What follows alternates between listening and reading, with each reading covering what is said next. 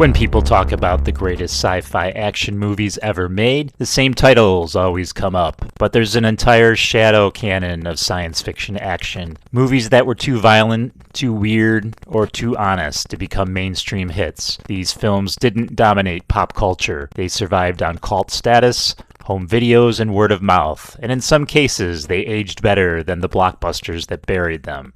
These are the top 10 science fiction action movies of all time, with 0 mainstream picks. You have been warned.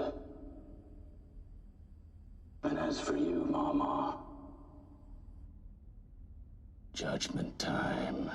Dredd plunges the viewer into Megacity 1, a vast urban sprawl where crime is so pervasive that law has collapsed into a single violent function. Judge Dredd is not a reformer or a reluctant hero. He is the system made flesh. The story confines him and psychic rookie Judge Anderson inside a single towering slum, peach trees, transforming a routine drug bust into a relentless vertical siege. As they ascend floor by floor through gangs, ambushes, and distorted loyalty, the city's moral rot is revealed not through dialogue, but through environment and action. The narrative refuses character growth for Dredd himself. Instead, the world bends or breaks around him. The film was produced on a budget of approximately $45 to $50 million and earned around $41 million worldwide, making it a theatrical failure despite strong audience appreciation. Critics were initially divided, but later reassessed the film far more positively, with many praising its brutal efficiency and world building. It now sits around 80% on Rotten Tomatoes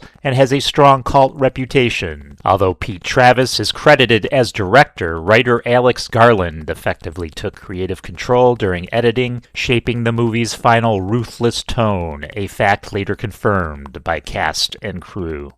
I need your permission to operate independently. Permission granted! Thank you.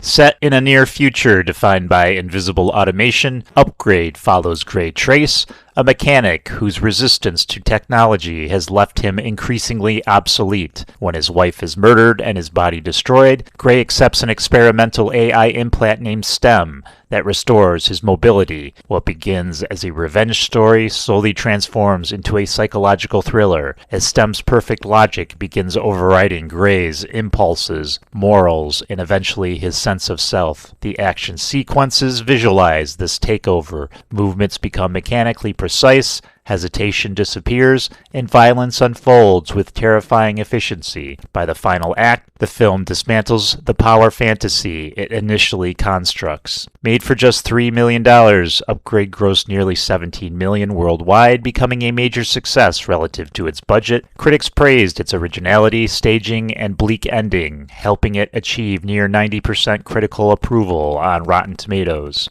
The film's distinctive AI-controlled fighting style was achieved largely in camera, with the protagonist trained to move while the camera followed STEM's perspective, not the actors.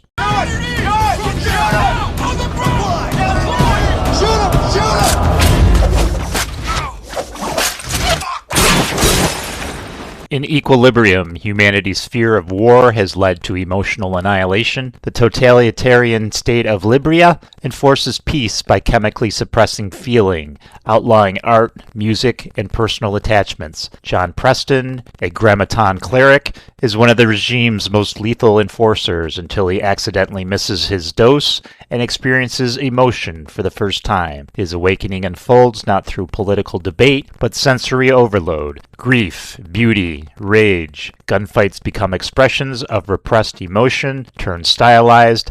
Gun kata, choreography into ideological statement. The narrative is direct, almost aggressively sincere, sacrificing subtlety for commitment. The film carried a $20 million budget, but earned only about $5.3 million worldwide, making it a severe box office failure. Critics at release were largely negative, though the film later found a devoted cult audience on home video and cable. Despite its poor theatrical run, Equilibrium was financially protected through extensive international pre-sales before release, limiting its losses for the studio. What are you gonna do? I'm going to kill them all, sir. Soldier tells its story largely without words. Todd, 3465, has been conditioned from infancy to serve, trained to suppress individuality, empathy, and doubt. When genetically engineered replacements arrive, Todd and his generation are simply labeled obsolete. After surviving an execution attempt, he lands on a waste planet inhabited by civilians discarded by the same military machine. The narrative slows dramatically, focusing on observation and survival as Todd begins to protect people who cannot fight back. When his replacements return to exterminate the survivors, the conflict becomes existential: organic humanity versus manufactured efficiency. The film was produced for approximately $60 million, but earned only about $14.6 million worldwide, marking it as a clear box office disaster. Critical reception was poor at the time, but the film has since gained cult status for its restraint and themes of disposability. The screenplay was written by David Webb Peoples, co-writer of Blade Runner, and contains subtle references implying Soldier takes place in the same universe. I would like a report of all of these incidents that have happened during the past 6 months. I'd like it really soon, or I might just kick your nasty ass all over this room. That's a martial joke. Outland strips science fiction of spectacle and replaces it with labor. On the mining colony Con-Am 27, on Low, Marshal William O'Neill uncovers a drug conspiracy pushing workers past human limits for profit. As deaths pile up and support evaporates, O'Neill realizes the company values productivity over survival. The narrative unfolds as a slow burn western, trading lasers for shotguns and heroics for endurance. When killers are sent to silence him, the tension arises not from whether O'Neill will win, but whether integrity can survive in a system designed to erase it. The film was made for roughly $14 to $16 million and earned between $17 and $20 million worldwide, making it a modest success. Reviews were mixed at release, but have grown more favorable over time due to its grounded realism and atmosphere. Director Peter Hyams intentionally modeled the story structure on High Noon, transplanting classic Western morality into a corporate sci-fi setting.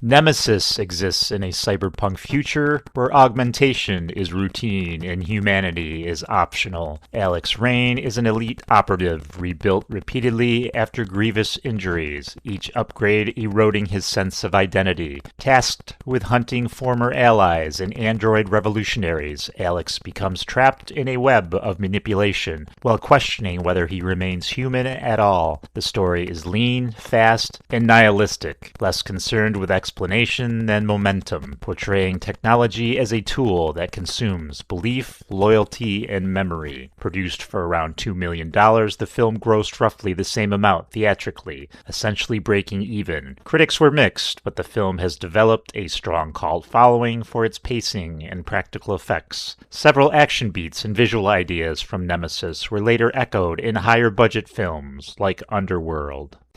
But not in me. I am my motherfucking self. Hello.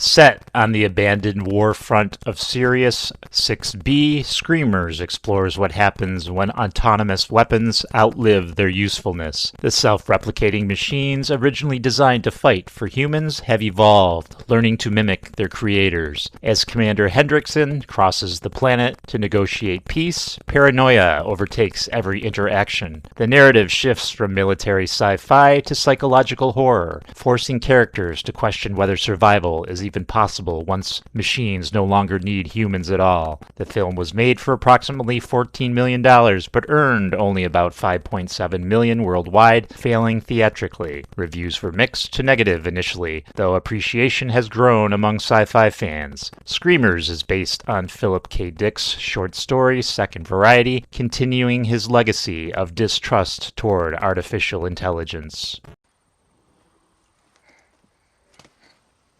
Damon and I have clearly underestimated you. I must stop doing that. All right, drop the packs, both of you.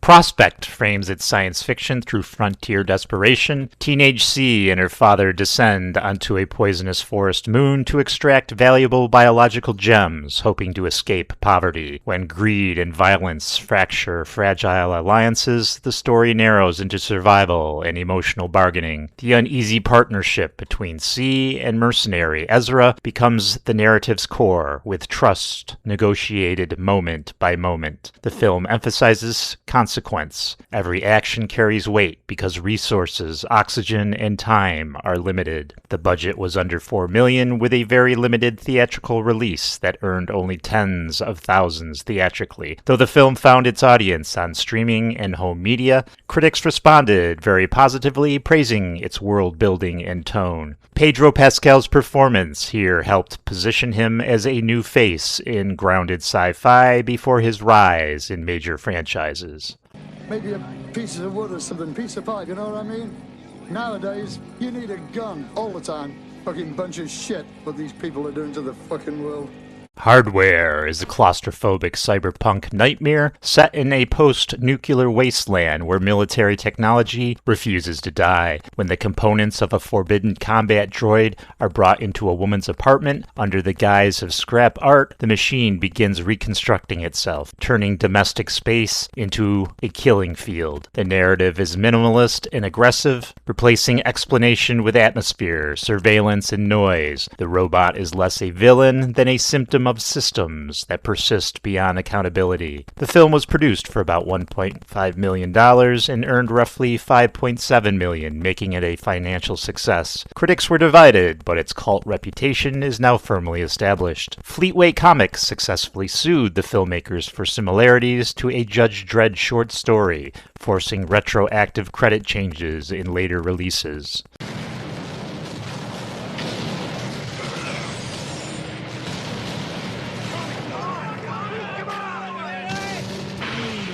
Disguised as a police procedural, The Hidden reveals its sci-fi core through escalation. Citizens with no criminal history suddenly indulge in extreme acts of violence and pleasure, driven by an alien parasite that inhabits human bodies. The partnership between hard-nosed detective Tom Beck and eerily calm FBI agent Lloyd Gallagher exposes the truth. The alien doesn't conquer humanity, it exploits it. The narrative barrels forward with relentless momentum, blending body snatcher horror with action thriller pacing. Made for around $4.5 to $5 million, the film earned about $9.7 million domestically, making it a solid success. Reviews were generally positive, and the film quickly achieved cult status. Kyle MacLachlan's detached performance here foreshadowed his iconic role of Agent Cooper in Twin Peaks shortly afterward.